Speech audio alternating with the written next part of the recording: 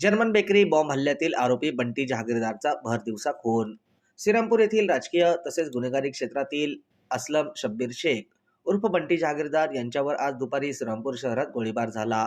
यामध्ये जखमी झाल्यानंतर कामगार रुग्णालयात उपचारासाठी हलवण्यात आले. तेथून त्यांना अहिल्यानगर येथे हलवण्यात येत असताना वाटेतच त्यांचा मृत्यू झाला.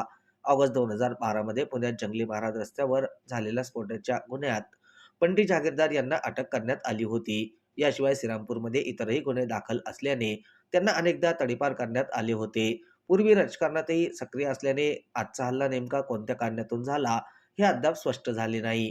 तरी नागरिकांनी अफवांवर विश्वास ठेवू नये असे आवाहन जिल्हा पोलीस अधीक्षक सोमनाथ घारगे यांनी केले आहे.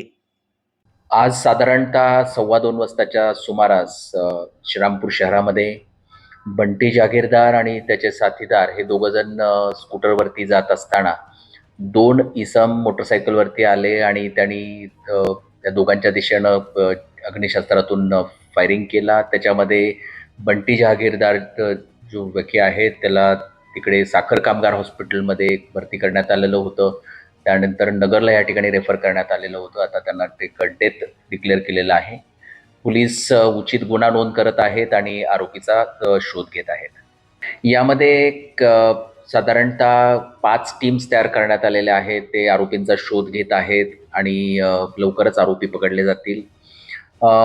लोकांना आवाहन करण्यात येत आहे की आपण कोणत्याही अफवांवरती विश्वास ठेवू नये आणि समाजामध्ये काय की शांतता भंग होईल अशा पद्धतीचं कोणतेही कृत्य करू नये.